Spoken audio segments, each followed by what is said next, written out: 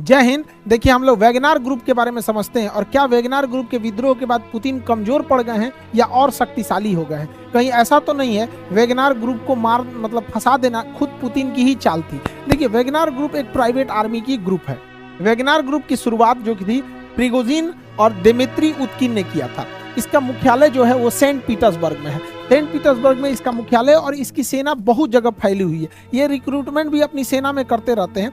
इसका मुख्य जो करता धरता था वो प्रिगोजिन था। प्रिगोजिन पहले एक सेफ था, मतलब पहले वो रेस्टोरेंट चलाता। जब पुतिन 1990 के दशक में जब वो मेयर का ऑफिस में काम करते थे, उसी समय प्रिगोजिन अपना एक रेस्टोरेंट खोला था। उस रेस्टोरेंट में जाके ये खाना खाते थे पुतिन।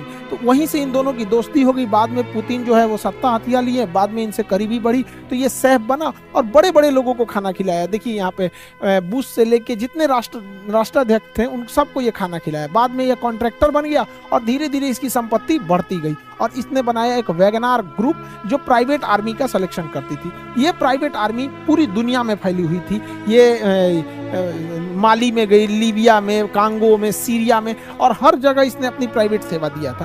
प्राइवेट आर्मी से फायदा ये होता है कि अगर ये कुछ कांड भी कर देते हैं तो सरकार कर देती है, हमको क्या मतलब, है तो कोई प्राइवेट कंपनी थी।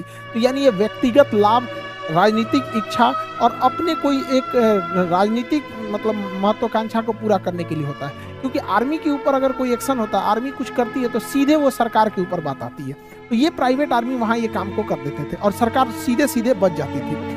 ये वैगनार ग्रुप इसमें बहुत खतरनाक लड़ाके शामिल होते हैं। विगत इधर सालों में, यहाँ हालिया महीनों में देखेंगे तो इसमें गोरखा, नेपाल से गोरखाओं भी वहां जाने लगे हैं इसमें शामिल करने के लिए। यहाँ पे प्रिगोजिन ने बहुत बड़े मात्रा में जेल से कैदियों को निकालकर और अपने इस वैगनार ग्रुप में शामिल करने का प्रयास किया था। आप सोचिए, जेल में कोई अच्छा आदमी तो जाता नहीं है, खतरनाक लोग पहुंचते हैं, उसको ले आके ये वैगनार ग्रुप में शामिल कर दिया। तो आप अंदाजा लगाइए वैगनार ग्रुप कितना ही ज्यादा खतरनाक था।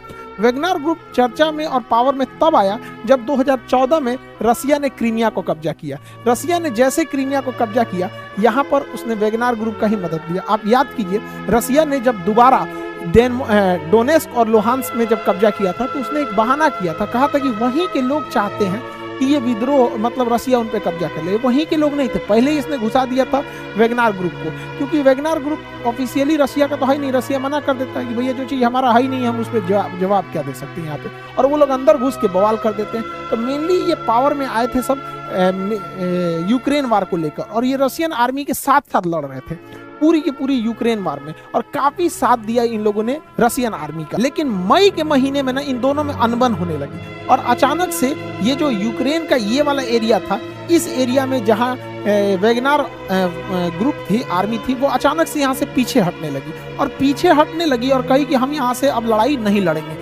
ये खेरसन वगैरह से पीछे हटने लगी थी, यहाँ पे बहुत ज़ेपोरिजिया वगैरह से ये पीछे हटने लगे थे सब। और अल्टीमेटली क्या हुआ, 20-21 जून के बीच में ये लोगों ने बहुत खतरनाक रूप ले लिया और पीछे हटते हटते ये यूक्रेन छोड़ के और रसिया के शहर रोस्टोव पे कब्जा कर लिया। अब रसिया का शहर रोस्टोव इसलिए जरूरी है कि पूरी यूक्रेन लड़ाई में इस साइड का जितना कमांड सेंटर और लॉजिस्टिक सेंटर है वो रोस्टोव ही है, यहीं से सारा सामान जाता है।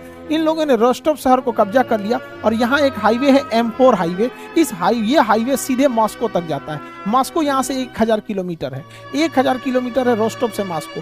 ये लोग मॉस्को मार्च निकाल दिए और प्रिगोजिन जो है इसका अध्यक्ष, उसने कह दिया कि बहुत जल्दी हम रसिया को एक नया नेतृत्व प्रदान करेंगे, मतलब तख्ता पलट की कोशिश थी।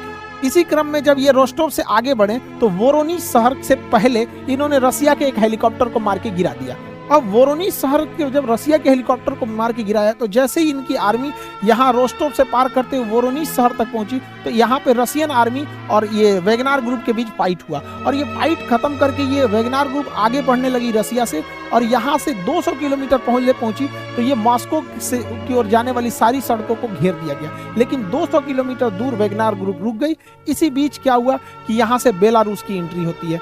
बेलारूस कहता है प्रिगोजिन को, समझौता करा देता है। प्रिगोजिन यहाँ से बेलारूस चले जाते हैं और यहाँ से वो आदेश देते हैं कि यहाँ से उनकी सेना अब लौट जाएगी। अब यहाँ से वैगनार ग्रुप जैसे आई थी, वैगनार ग्रुप यहाँ से फिर से उसी तरह से वापस लौट गई यूक्रेन के रास्ते। लेकिन पुतिन इस पर पूरी तरह से भड़क चुके हैं। पुतिन ने सबक सिखाने का ठान लिया है वैगनार ग्रुप पर। देखिए एक्चुअली हुआ क्या था, इसके पीछे जांच के बाद तो क्या पता चला उसको हम लोग समझते हैं। देखिए सारी कहानी होती है, अचानक से ये 2 दिन का तख्ता पलट शुरू होता है और ये बेलारूस के लुकाशेंको, तो लुकाशेंको के इंटरफेयर के बाद अचानक एक दिन में तख्तापलट खत्म हो जाता है। ये इतना चुटकी में नहीं है। हालांकि आप समझ सकते हैं पुतिन कितना पावरफुल इंसान और कितना इनका पकड़ होगा कि चौतरफा ये प्रतिबंधों से घिरे हुए हैं, पूरे यूरोप भर पानी पी गरिया रहा है, यूक्रेन में लड़ाई लड़ रहे हैं और अंदर तख्तापलट की बवाल हो रहा है, फिर भी 2 मिनट में सुलझा दिया ये इंसान। देखिए हो रहा क्या था यहाँ पे, ये सब चीज पहले से पुतिन की चाल थी। समझिए पुतिन ने क्या किया, जब वेगनार ग्रुप का सहारा लेना था तो वेगनार ग्रुप का सहारा लेने के लिए पुतिन ने पूरी यूक्रेन वार की जिम्मेदारी अब जनरल सर्जेई सुरोविकिन को